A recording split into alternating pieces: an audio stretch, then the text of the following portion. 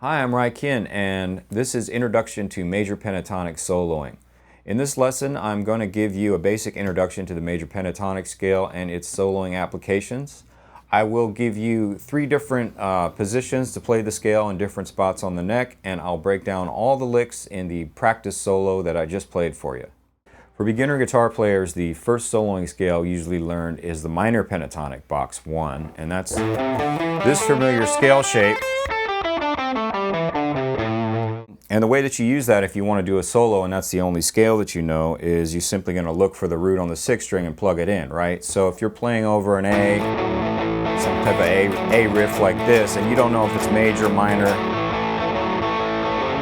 or what, you just know that it's A, you're automatically going to go to the 6th string root, which is 5th fret. This is the note A.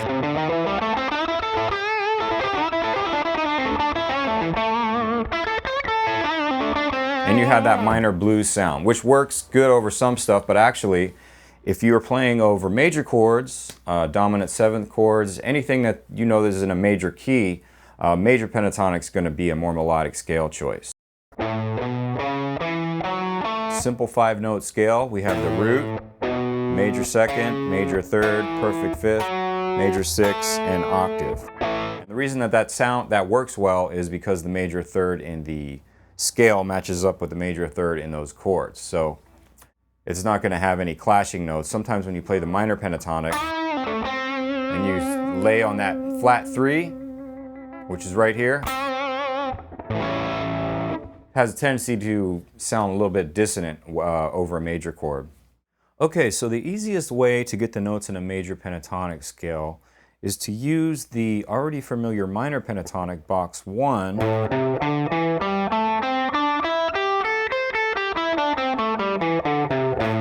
and instead of plugging that in the root, if I'm still playing an A, instead of playing that from the 5th fret, 6th string, I'm moving this scale box down 3 frets, or a minor 3rd. So now I have the same box, but I'm playing it in the 2nd position, but I'm still playing over that A chord.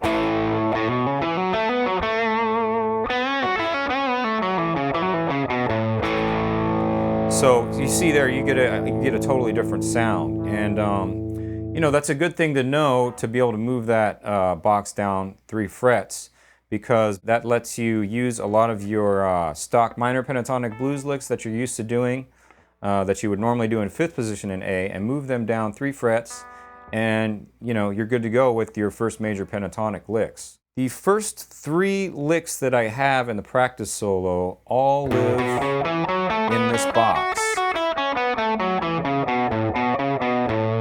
So let's take a look at the first one. Real simple. Real simple blues phrase. I'm starting with the 4th fret on the 3rd string, a full step bend, then I come back to 4, hit it again, pull off, landing on 4th fret on the 4th string, and back to the 2nd fret, 3rd string. A lot of these licks that I have resolve to the tonic note, so it's a good thing to know. Resolving to the tonic will help you sound more melodic. Number 2. Simple pull-off lick, kind of an Eric Clapton thing. Again, I resolved that to the tonic, so we're starting on 4 here. 4th fret, 3rd string. Pick the note, pull off to 2nd fret, 3rd string, land on 4th fret, 4th string. And I just repeat that. In the solo, I do it 2 times. In your solos, you could do that as long as you want. And you can always, the best way to get out of that is to go back to the tonic, as I said before. All right, so from there, just sliding a little bit out of position up to 6th on the 3rd string, a la Eric Clapton's Crossroads solo. All right, let's look at the next lick. Again, it's in the same box, 2nd position minor pentatonic box, which is now major pentatonic. Okay, so that's something that you might typically do up here on 5, but Right now I'm starting on 2nd fret, 1st string, going to 5th fret, 2nd string, and then I jump right to the bend on the 3rd string. I do the same pull-off move that I did in the earlier lick. Cool, all right, and then from there,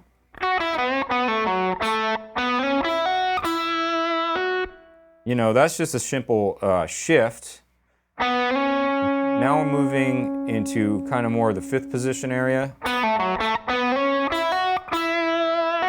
So that's a slide with the 3rd finger, or you can use your 2nd finger or 3rd finger, sliding from 4 to 6 on the 3rd string, to the 5th fret on the 2nd string, hammer on, to 7th fret, 2nd string, back down, and I think in the solo I go back up to the 7th fret. And before I leave a rest there. Okay, so now we are in the next box of the major pentatonic. And I'll play that slow so you can see it. This is also box 2 of the minor pentatonic. If you've ever worked on learning all your minor pentatonic boxes up and down the neck, you might recognize this as the 2 box. Well, for major pentatonic, it functions as the 1 box. The flick that I have is a real simple hammer-on 3-note repeating lick, right? Thing to remember here, 1st finger is barred across both the 1st and 2nd strings at the 5th fret. So I'm flat on my 1st finger, and then I simply hammer on and hit the 1st string. So 5, 7, hammer on, and pick the note on the 5th fret of the 1st string. One thing to remember for the right hand is when you're doing these kind of repeating licks, I always recommend using an outside string picking, which basically means you're starting with a downstroke, doing the hammer on, and then when you get to the E string, come with an upstroke. So down, up with the right hand. Right? From there, we are going to stay in the 5th position, and with an extension with the pinky, and we go to this lick.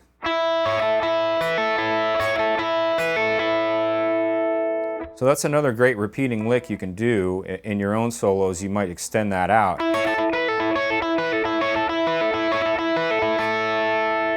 Okay, again, same picking. I'm doing down and up, down, up, down, up, down, up. And then in the practice solo, to get out of there, I just slide from 5 to 10. And now we are in a new position, 10th position.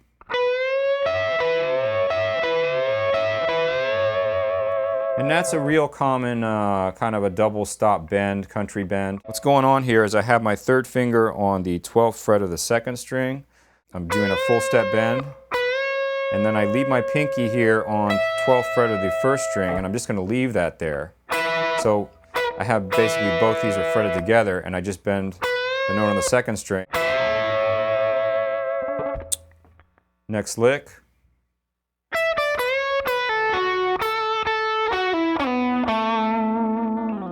$12, 10, 12 on the 2nd string, full step bend.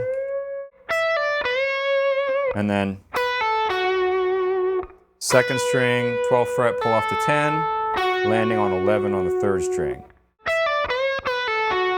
So you'd probably be on your 1st finger here, landing on 11 on the 3rd string, pull off. Then I'm landing on 11 on the 4th string with my 3rd finger, but I'm going right into a slide, 1 whole step down. So I'm sliding from 11 to 9, and then resolve that to A, again, the tonic. And that is 7th fret on the 4th. So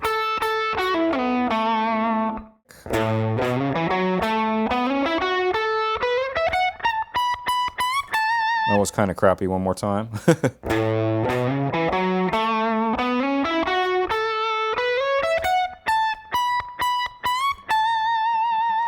Now, that might look kind of complicated, but once you learn this 3-octave scale that I'm about to show you, it's really pretty easy thing to do. So let's look at this 3-octave major pentatonic box that starts on the 5th fret, and here we go.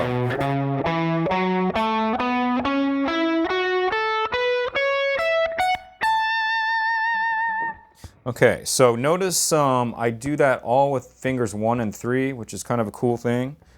5th fret, 7th fret, shift with my 3rd finger to 9, so whole step, and then another whole step on the A string. Okay. Guess what? That pattern basically repeats itself from the 7th fret on the 4th string. So we have whole step, and whole step on the next adjacent string. So, okay, we're going to do it again, this time from 10th fret on the 2nd string. Again, hopefully you see that pattern. The only thing I'm doing differently is instead of shifting, I'm doing a slide. So, slide, slide.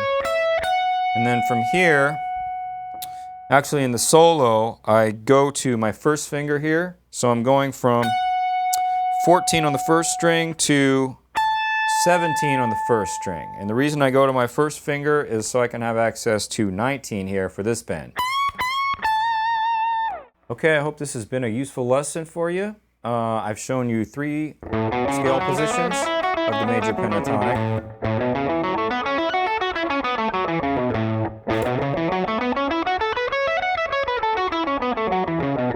And I've shown you all the licks in the practice solo. All right, thanks for watching.